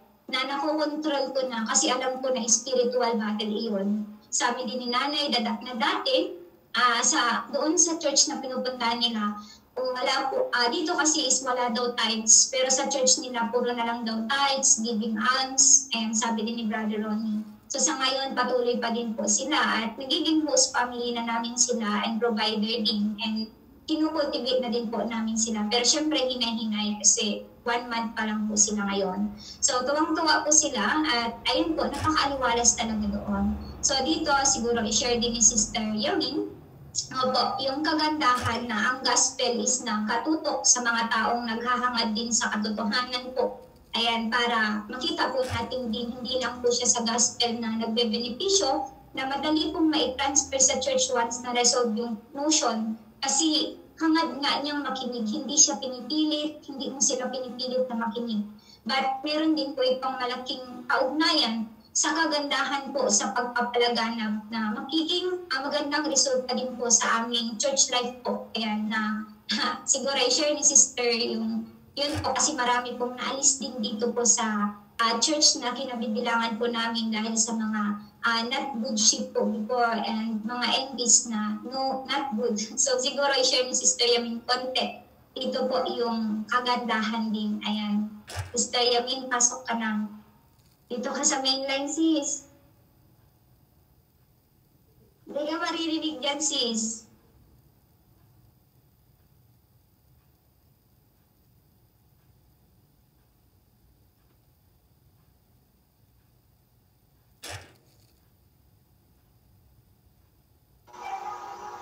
Meron na? Okay. Okay po. So, thank God. Hello po mga kapatid. Gising pa po ba? So, thank God po ng mga brothers and sisters. Ayan, mula po dito po sa Pilipinas. Buong Pilipinas po. Wala po mga kapatid na yung mga nakakonect po sa gabi nito. Thank God po sa mga pagsasaayos po ng Diyos. At naibahagi din po yung about po sa pagpapalaganap po ng Ebanghelyo po sa religious people po, mga kapatid po, no? At dito din po namin ayan naranasan doon po na mahirap po yung pagdidilig at pagpapatotoo po sa mga prospect po, mga kapatid. At doon din po nakita po namin po yung galak ay po na mahirap po maglakad mga kapatid sa init po, pero yun po ayan is masaya po talaga po, mga kapatid. So dito po ibabahagi ko din po, mga kapatid, no, kasi simula din po nung ako po ay nakalabas din po na magdilig. So doon din po din naranasan po yung gawain po talaga ng Diyos, mga kapatid, no, na hindi lang po ba na nagdidilig lang po tayo ay para po ay magparami lang po ng tao po sa sambahayan po ng Diyos, kundi matignan po talaga po natin kung sino po yung mga nagmamahal po sa katotohanan po, mga kapatid po, no? At doon ko din po ba naunawaan, ayan, sa pagpapatotoo po, ayan, is napakahirap din po pala. Kaya doon din po nararanasan po or naramdaman din po yung hirap doon po ng mga gospel din po, ayan po, na nagte-testify sa mga prospect. At ganoon din po, ayan po, mga kapatid po na sa mga nagdidilig. So dito po, mga kapatid, no, napansin ko din po ba na marami din pong mga prospect na naipapasok din po sa sambahayan po ng Diyos. Oo, at doon din po ba mga kapatid no, na nahirapan po tayo kung gaano din po sila pa po, ayan po na nadiligan po mga kapatid. So dito po mga brothers and sisters, sa paghanap pala po ng mga tupa, maraming pong pagsisikap ang kinakailangan at tiyak po na magbubunga po ang gawain ng pagpapalaganap ng Ebanghelyo at dadami ang mga tupa. Lalo na kapag nakatagpo tayo sa mga trusted, wait lang po. Yung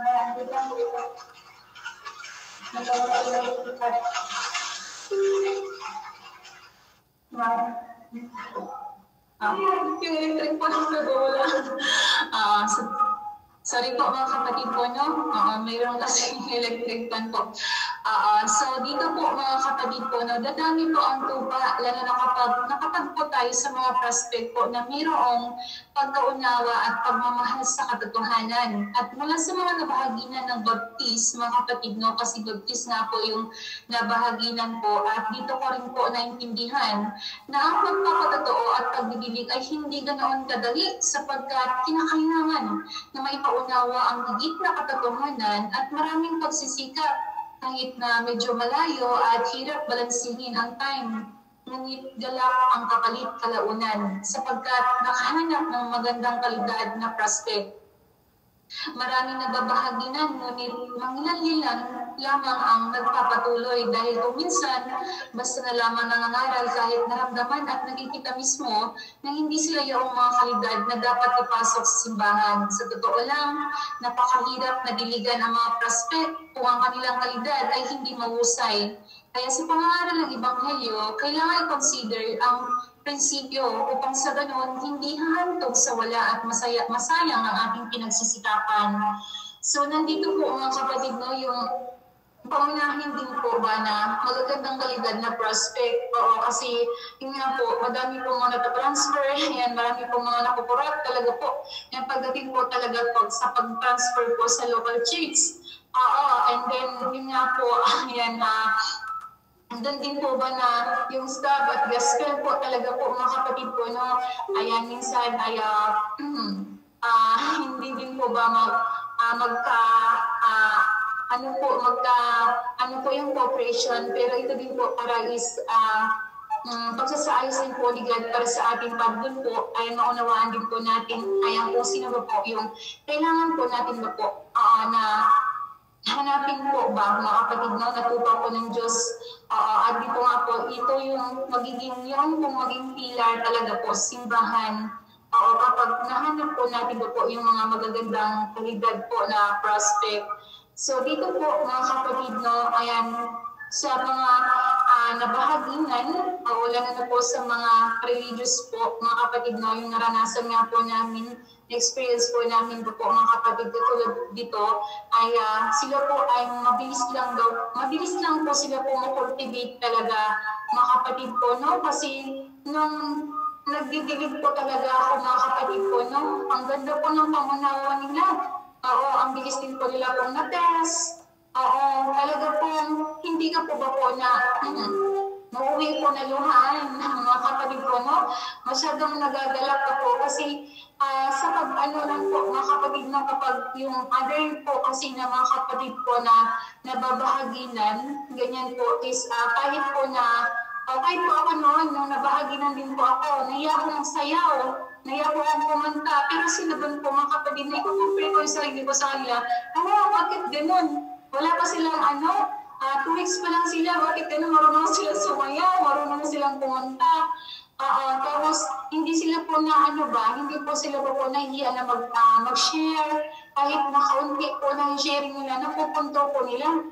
Sabi ko, laki talaga pinagkaiba po ng religious talaga po sa mga hindi po sila hindi religious. Sabi ko, tapos sabi ko is ayun nga, ang bilis po talaga po nila mag-cultivate mga kapatid, no? 3 weeks pa lang, na-cultivate na namin po sila po as a GL land, mga kapatid po, no? Doon nga po nung na-share kanina ni Sister Alma, ganun po yung pinag-cultivate po talaga po namin. At easy din po nila, maintindihan po yung katotohanan, mga kapatid po, no? Oo, mabilis lang po ba na parang yung notion, meron silang konting notion, pero pag naipaunawa sa kanila, hindi sila po mahilig makipag-debate, mga kapatid ko, no? Kundi kumbaga inuunawa mo na nila, ayan, bago po sila po magsalita ba ng ganun po mga kapatid ko, no? At doon din po, napansin ko po talaga ba na ito yung tupa po ni God, kaya kailangan po na alagaan. Although na andun din po yung corruption ko kasi ayaw talaga pong lumabas kasi naiisip ko yung duty ko po online, mga kapatid ko, no? Pero sabi nga po doon ng sister Alma, ayan na partner ko, sabi niya, dapat maging practical. So ito nga po yung practical ba po na kailangan po talaga ba po asisintunin sinayos po ni God. Ayan yung pagpapalaganap ng Ebanghelyo, ito kasi yung sentro po ng gawain po ng Diyos. And then active din po sila po mga kapatid po, no, na katulad po na nasabi ko kanina na hindi po sila po nahiya po mag-share, mga kapatid mo. Talaga po sunod-sunod sila po nag-share mga kapatid.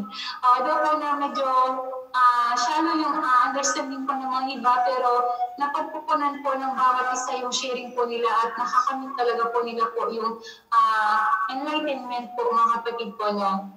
At meron din po silang spiritual understanding. Doon din po namin po napansin yung spiritual understanding po nila kasi kaya po nila pong i-discern po yung bagay po. Like po sa pastor, kaya na-discern po nila kaagad at hindi din po sila po masyadong nagsisimba na nung simula po ng naunawaan po nila yung katotohanan, and then easy din po sila po mag-accept po ng truth po mga kapatid po, no. At sila din po, ayan, katulad po ng ibahagi kayo ni Sister Alma, ayan, mabilis po sila pong pakitunguhan, kumbaga is parang yung nakuha po nila ba yung trust? Oo, mga kapatid po, no. At doon din po parang pinapaubaya din po nila, parang nagtataka din kasi pinapaubaya nila yung bahay nila, mga kapatid po, no. At hindi sila kakain kapag hindi din kami kakain, ay nahiya kami ni Bunso Alma kasi inahatid pa nila kami. Oo, so dami namin po ba na sabi ko wala, nakakaya na. Pero yun nga po, kaya na yun sinayos din po ni God. Kaya kahit po na alam po namin ba po na hindi po namin kumbaga is kailangan din po namin ba po na parang yung hindi din po kami ba po yung sabihin po namin po na hindi na kami sasakay, ganyan. Pero feeling po talaga kami po ba na inahahatid po, mga kapatid po, no. At yun nga po, ay mabilis din po sila po matuto sa gawaing pagpapalaganap ng Ebanghelyo, mga kapatid, no, kasi hanggang ngayon is tuloy-tuloy pa rin po yung pagpapansin po nila, ayan, at tuloy-tuloy din po yung kumbaga is pagdidilig. At kanina nga po, nanggaling kami po doon, mga kapatid po, no, ay ayan, nag-host na po ang isang sister. So ang cute po niya mag-host po, mga kapatid po, no. At kanina dahil hindi po naka-join din po yung mga iba, at nag-present na po siya ba na ako na lang po ang magdidilig mamaya sa kanila po. So ayun po, mga kapatid po, na makikita po natin dito sa kanilang attendance ba, na wala ko pong mapapansin ba po na kumbaga is kompleto po lahat sila kasi yung nanay po nila, mga kapatid, no, ay siya po kasi GL helper, kaya siya po yung nagtatawa kung hindi pa po nakaupo yung isa dun po sa venue po namin. Tinatawag niya po talaga po sila. So ang ganda po ng cooperation po nila sa bawat isa, hindi ka po talaga po ba mahihirapan po. Oo. So ito po yung mga pictures po namin, mga kapatid po, no. Masaya po yung kanilang po mga mukha at talaga po sila po ay nauhaw po talaga po sa katotohanan. So yun lang po yung aking po may babahagi, mga kapatid, no. And then I hope nakatulong din po sa atin po, mga kapatid po. Ayan, say amen po.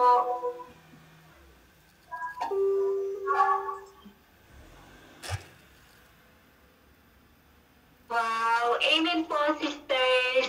Ayan, ang ganda po ng mga experience po nila, mga kapatid po, na kung paano din po nila naibahagi po yung gawain ng ating makapangyarihan Diyos sa mga talagang tunay na nagmamahal sa katotohanan, ito yung mga ito yung mga reliyosong tao po mga kapatid, na ito rin po yung dapat natin na hanapin po mga kapatid, kasi sila po yung talagang nais po na iligtas po ng ating Diyos. Sila po yung talagang tunay na uhaw po sa katotohanan. At ayan, napakinggan naman po natin na sila po ay sabik po talaga.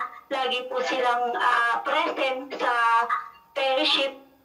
Sila po kahit na sila ay dinisplay po ng kanilang pastor, kahit andun po yung pagsisiyasat ba nila, meron po silang talagang sila yung tupa talaga ng ating Diyos po mga kapatid. So ayan mga kapatid, ayan, so marami po ba tayong nag-gain? Ayan, nagkaroon po ba tayo ng idea din po ba mga kapatid po? Ayan, nakagain po ba tayo doon sa ating mga, sa experience ng ating mga kapatid, kung paano din po nila na-experience yung paggagay po ni Almighty God sa paghahanap po ng mga tupa ng ating makapangyarihang Diyos, at kung paano din po yung pakikipagtulungan ng bawat kapatid po sa paghahanap po ng tunay na tupa ng ating makapangyarihang Diyos po mga kapatid. Okay, ayan, so nawa is gising pa po tayo mga kapatid, ayan, kasi meron din po akong ibabahagi. Ayan, so nandyan po yung video po nila mga kapatid. Hindi ko alam kung nakarating na po sa doon sa kabilang group. Medyo mabagal. And wait lang, kaya nag-send na rin po sa kabila. So ayan mga kapatid. Ayan, so next po na mga kapatid, meron po isang experience po, pero ayan, i-share ko na lang din po kasi ang kapatid din po na ito mga kapatid is nagbahagi din po siya. Yung mga kapatid po natin, sila po is nakahanap naman po ng chapel. Isang Catholic po ba mga kapatid po, i-send ko po yung mga pictures din po nila. Ayan, so yung dalawang kapatid po na ito na nakikipagtulungan din po sa gawain ng ating makapangyarihang Diyos, pero po silang nahanap na denominasyon po. So dito po, ayan, nag-take action po sila na makipagtulungan po sa testifier. So testifier, ito po yung mga kapatid na nagpapatotoo na nakikipagtulungan para may paunawa po yung gawain ng ating makapangyarihang Diyos. At dito, na ang mga kapatid po, nagsimula din po sila na nagbahagi po sa church po o sa chapel po na ito, mga kapatid. So dito, habang sila po ay nagbabahagi rin po, ay successful po sila nagbahagi po dyan sa chapel po na iyan, mga kapatid. Kakasin lang po yung video po sa kabilang group. Ayan. And then, isa rin po mga kapatid, ayan, yung kapatid po na isang active na prospect po. Prospect po mga kapatid, babahagian po yan okay? Ayan, so dito po mga kapatid, isang active po, bali siya po ay binabahagian pala po mga kapatid. So habang nagbabahagi po sila dito sa kapatid na ito na Baptist, nung naunawaan din po niya, rinubay po niya po, ordinary po niya po yung family po niya. So dito, rinubay po niya yung 6 na kapamilya po niya. At dito rin po, na yung testifier po na kapatid din po natin, aktibo din po na ipagtulungan. So dito po, yung 5 po na ito is nakapagpatuloy po sila. Ayan, sila po ay na-cultivate din po mga kapatid po. Sila po ay tinitrain na rin po bilang isang testifier. Ibig sabihin sila din po yung mga tinitrain or kinocultivate po mga kapatid, nililinang po para magbahagi din po ng gawain ng ating makapangyarihang Diyos. And then, ayan, 3 pala itong experience ba ng kapatid po. Okay po. So dito naman po yung isang experience din po ng kapatid po natin na si Jim Karin din po. Basahin ko na lang po mga kapatid po. Ayan, si Brother Jim, Kabinbin, Friday Kabinbin, Monmon Biskay, Jeremy Biskay, and Leo Mandarat. So these 5 brothers were just provided online. So galing po sila sa online. So half month ago po. So sila po ay mga 20s pa lamang po. So mga bata po sila. So sila po ay mga baptist. So sila po mga kapatid na tiwalag po sila after po na malaman po ng kanilang pastor na sila po ay nagsisiyasat po sa gawain ng ating mga kapangyarihang Diyos. So po, yung mga brothers na ito, sila po ay nagkusa po, nakontakin po yung mga kapatid natin sa CAG po. Sila po yung talagang pusa na nag-imbestiga po, walang kumonekta ba. So yun po, dahil hindi maganda po yung kanilang signal po mga kapatid, sila po ay naghanap po kung saan po sila naghanap para makapag-online, maka-join po sila sa fellowship. So, itong isang ko po mga kapatid, yung isang kapatid po natin na nakikipagtulungan po, yung leader, leader po mga kapatid, kasi wala naman po, kumbaga, ang tinawag po na leader, bali ano po mga kapatid, sila yung nagagay din po sa mga kapatid, and yung DDMG, sila po ay bumisita po sa lugar po ng mga kapatid po na ito. So yun po, yung mga kapatid po na ito, binisita po nila, ayan, sa bali first time po nilang bisitahin. So yung limang prospect po na ito, na nag-join po sa online po mga kapatid, kasi diba nagsisik po sila, naunawaan nila. Nag-provide din po sila ng 13 prospect po. So dito po, ang ating kapatid na DDMG at gospel leader po mga kapatid, sila po ay nagsama po na nagbahagi po ng topic 1 sa kanila.